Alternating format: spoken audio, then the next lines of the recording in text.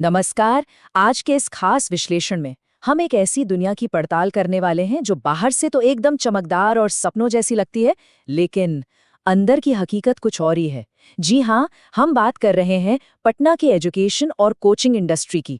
एक तरफ हैं बड़े बड़े विज्ञापनों वाले शानदार वादे, और दूसरी तरफ है वो जमीनी सच्चाई जिससे वहां पहुंचने वाले हर छात्र को रोज दो चार होना पड़ता है। तो चलिए बिना देर किए सीधे इस मुद्दे में उतरते हैं। जरा इस माहौल की कल्पना कीजिए। एक छोटा सा कमरा, 4 दीवारें, छत पर खटर पटर करता हुआ एक पुराना पंखा, टेबल पर किताबों का भारी भरकम ढेर, और इन सबके बीच पल रहा आईएएस बनने का एक बहुत बड़ा सपना। ये सिर्फ चंद शब्द नहीं है, ये एक कड़वी सच्चाई है। सोचिए उस छात्र के बारे में जो इन 4 दीवारों के बीच दिन रात एक कर रहा है। कभी अचानक से पानी चला जाता है, तो कभी भयंकर गर्मी में बिजली गुल हो जाती है। ऊपर से मकान मालिक कभी भी बिना बताए किराया बढ़ा देता है। और इन सब के बीच तनाव से भरे एक दिन में घर से फोन आता है, बेटा पैसे खत्म हो गए, इस बार थोड़ा संभाल कर खर्च करना। सच बताऊं तो ये कोई कहानी नहीं है, ये एक बेहद आम स्थिति है जिससे वहां रोज कोई ना कोई गुजर रहा है। भाग 1, the Patna education boom, a magnet for millions, यानी लाखों छात्रों को अपनी तरफ खींचने वाला एक बड़ा चुंबक। आज पटना सिर्फ बिहार का ही नहीं बल्कि पूरे पूर्वी भारत का एक बहुत बड़ा एजुकेशन हब बन चुका है। राजेंद्र नगर, मुसल्लाहपुर हाट या बोरिंग रोड चले जाइए, हर सड़क पर सिर्फ कोचिंग के बड़े बड़े होर्डिंग्स ही नजर आएंगे। लेकिन इतनी भारी भीड़ आखिर किसके लिए रही है? देखिए, अगर बीपीएससी की बात करें तो पटना तो भाई इसकी राजधानी है। यूपीएससी के लिए ये दिल्ली के मुकाबले काफी बजट फ्रेंडली विकल्प है। और सबसे ज्यादा भीड़ तो एसएससी, रेलवे और बैंकिंग वालों की है, क्योंकि यहाँ सबसे सस्ती कोचिंग मिल जाती है। इसके अलावा छोटे शहरों से डॉक्टर बनने का सपना लेकर आने वाले बच्चों के लिए नीट के बड़े संस्थान खुल गए हैं, और जेईई यानी इंजीनियरिंग के लिए भी ये तेजी से एक बड़ा हब बनता जा रहा है।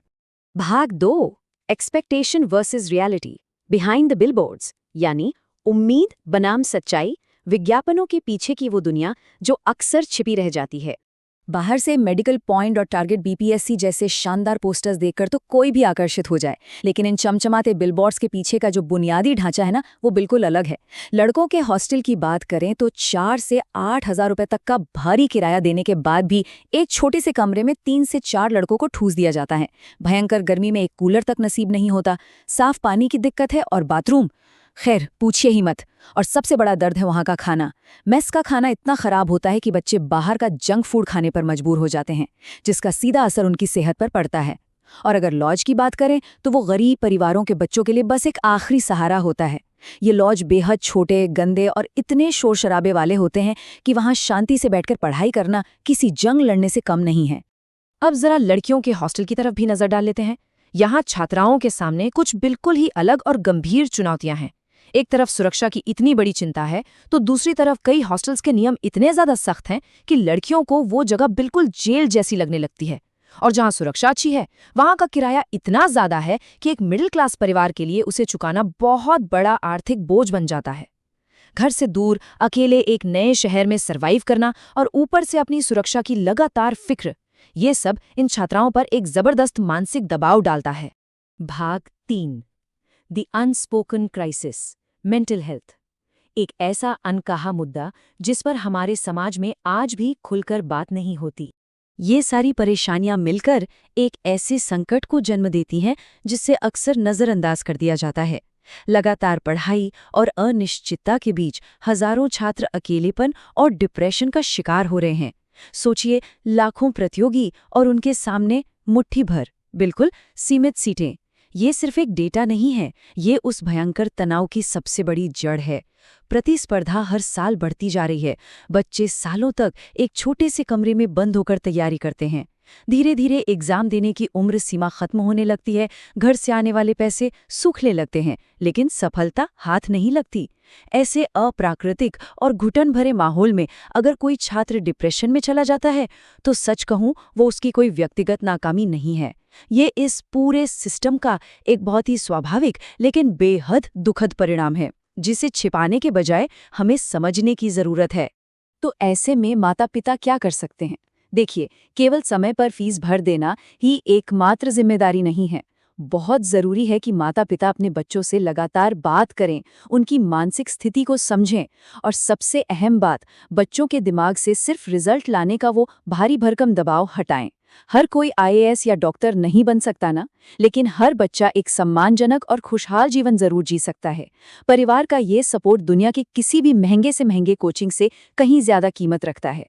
भाग 4, pragmatic survival, navigating the ecosystem. इस भारी भरकम व्यवस्था में समझदारी से कैसे टिके रहें। अगर कोई इस विशाल इकोसिस्टम का हिस्सा बनने जा रहा है, तो बस भीड़ के पीछे आंख मूंद कर भागने से काम नहीं चलेगा। अपनी जरूरत, लक्ष्य और बजट के हिसाब से एकदम प्रैक्टिकल फैसला लेना होगा, क्योंकि रहने की जगह ही आपकी तैयारी की दिशा तय करती है। अगर शहर में नए हैं और कड़ा अनुशासन चाहिए, तो हॉस्टल बेस्ट है। अगर थोड़े आराम और बेसिक सुविधाओं की जरूरत है, तो पीजी देख लीजिए। लेकिन अगर आप पूरी तरह सीरियस हैं, आर्थिक स्थिति ठीक है और सिर्फ पढ़ाई पर फोकस करना चाहते हैं, तो भाई एक सेपरेट रूम लेना सबसे बढ़िया विकल्प है।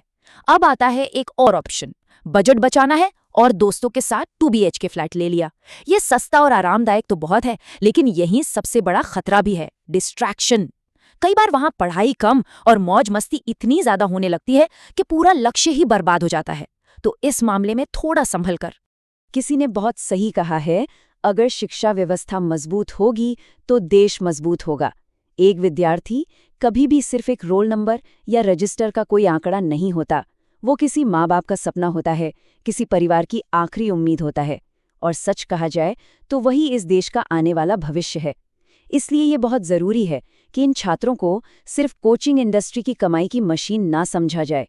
उन्हें एक बेहतर बुनियादी ढांचा मिले, एक सुरक्षित माहौल मिले और उनके प्रति समाज में थोड़ी गहरी सहानुभूति हो।